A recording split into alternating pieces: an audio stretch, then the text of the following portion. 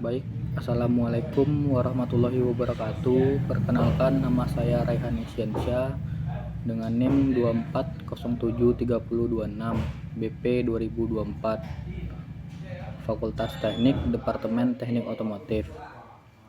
Saya akan menjelaskan tentang hakikat manusia. Yang pertama, konsep manusia. Manusia adalah satu dari sekian banyak ciptaan Tuhan yang diberikan banyak kelebihan dari makhluk yang lain.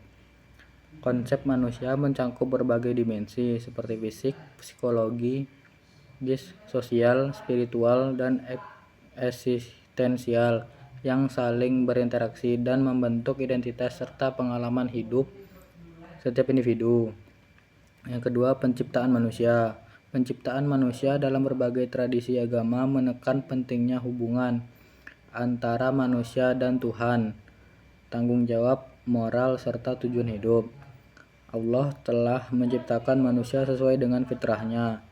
Kata fitrah merupakan derivasi dari kata fatara yang artinya ciptaan, suci dan seimbang. Louis Makhluf dalam kamus Al-Munjud menyebutkan bahwa fitrah adalah sikap yang ada pada setiap awal penciptaannya, sifat alami manusia, agama, sunnah. Dimensi kemanusiaan. Dimensi kemanusiaan adalah manusia itu memiliki dimensi individual, sosial, susila, dan agama. Manusia diciptakan sesuai dengan fitrahnya. Dimensi kemanusiaan dalam konteks agama mencakup aspek spiritual, moral, sosial, psikologi, dan budaya. Memahami dimensi ini membantu individu dalam mengembangkan diri secara utuh. Fungsi dan peran kehidupan manusia. Fungsi manusia sebagai khalifah di bumi menunjukkan peran penting yang jauh lebih tinggi dibandingkan makhluk lain. Manusia diberi kekuasaan oleh Allah Subhanahu wa Ta'ala untuk mengelola dan memanfaatkan sumber daya bumi demi kelangsungan hidup. Hal ini tercantum dalam Quran surat 2 ayat 30 yang menekan tanggung jawab manusia dalam mengolah dan menggunakan apa yang ada di bumi untuk kepentingan hidupnya. Saya akan menjelaskan tentang hakikat agama. Yang pertama, unsur. Unsur terbagi 4, yaitu kekuatan gaib, keyakinan manusia bahwa kesejahteraan di dunia dan kebahagiaan hidupnya di akhirat tergantung pada adanya hubungan baik dengan kekuatan gaib yang dimaksud. Yang ketiga, respon yang bersifat emosional dari manusia, baik dalam bentuk perasaan takut atau perasaan cinta. Yang keempat, paham adanya kudus, the sacred, dan suci seperti kitab suci dan tempat-tempat ibadah. Klasifikasi agama.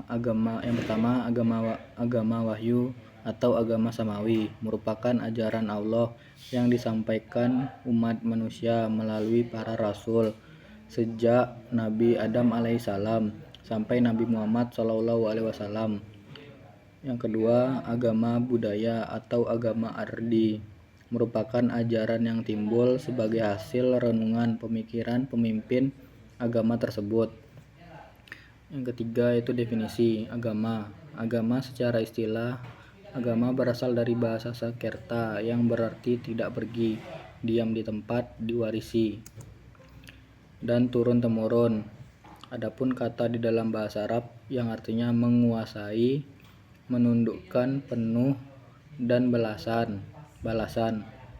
Agama Islam yaitu suatu nama bagi agama yang ajarannya diwahyukan Tuhan kepada manusia melalui seorang rasul. Agama Islam merupakan agama yang dibawa oleh seluruh nabi umat Islam. Karakteristik agama Islam. Yang pertama, Islam agama yang tauhid, Islam agama syumuliyah, Islam agama tasamuh, Islam agama tawazun, Islam agama kamilah. Unsur agama Islam: sistem akidah, sistem syariah, akhlak. Makna dalam kehidupan: asas kehidupan, asas dalam berpikir, asas dalam berperilaku, asas bernegara. Terima kasih. Saya akan menjelaskan tentang Al-Quran sebagai sumber utama ajaran Islam. Definisi Al-Quran secara istilah yaitu firman Allah yang disampaikan oleh malaikat Jibril dengan perintah langsung dari Allah dan diterima oleh umat Islam dari generasi ke generasi tanpa adanya perubahan. Dinamai Al-Quran karena sebagai kitab suci samawi terakhir yang diturunkan kepada penutup Nabi dan Rasul. Nama-nama lain Al-Quran yaitu Alkitab, Quran Surat Al-Anbiya ayat ke-10, Al-Furqan, Quran Surat Al-Furqan ayat pertama, At-Tanzil, Quran Surat Asy-Syura ayat 192. Fungsi Al-Quran yang pertama Al-Huda, petunjuk, Al-Furqan, pembeda, Al-Izha, pelajaran, Al-Busyara, kabar gembira, At-Tauhid, kabar penakut, At-Tayyiban, penjelas, Al-Musyahadik, pembenar, Asy-Syifa, obat. Kewajiban dan adab seorang muslim terhadap Al-Quran yaitu membaca Al-Quran, mendataburi Al-Quran, mengajarkan Al-Quran, mengamalkan Al-Quran.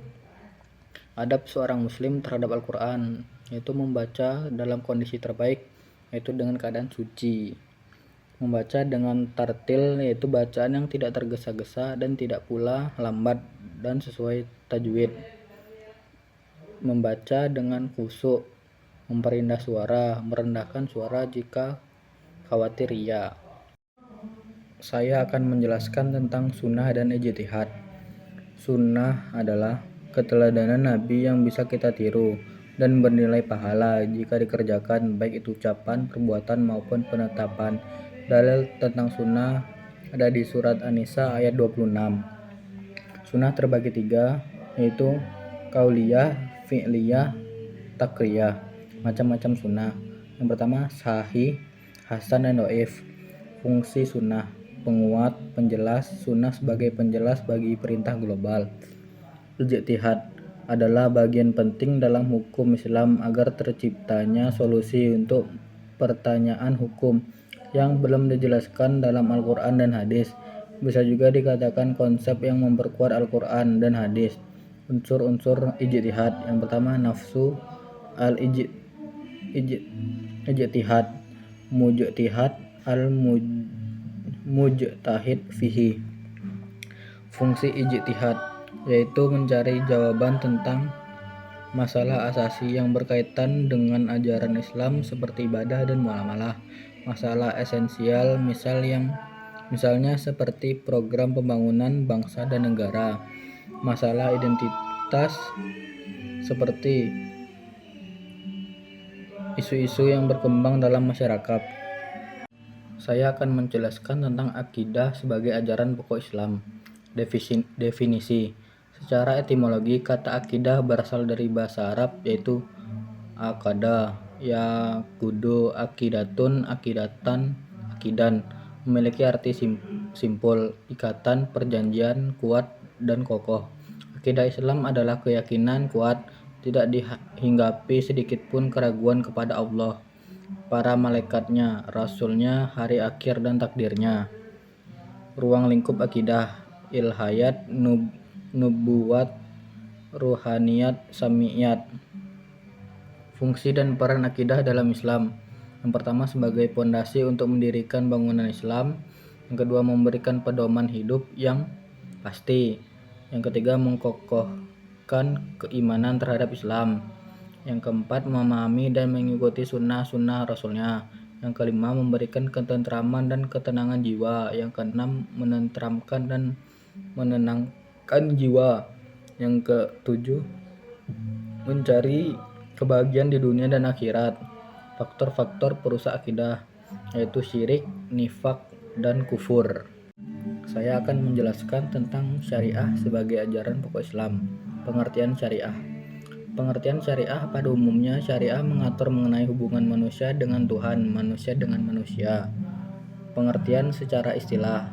Adapun secara istilah syariah diartikan sebagai suatu sistem atau aturan yang bisa menjadi pengatur hubungan antara manusia dengan Allah atau manusia dengan manusia, juga kepada alam sekitarnya. Dalil dalam Al-Quran.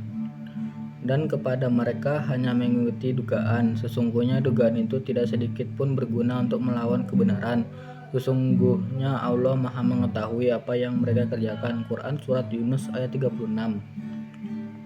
Dilihat dari sisi terminologi, syariah merupakan hukum yang ditetapkan oleh Allah untuk hamba-hambanya, yang dibawa oleh seorang Rasul Muhammad SAW. Baik hukum tersebut berhubungan dengan cara tingkah laku, yaitu yang disebut dengan hukum furu',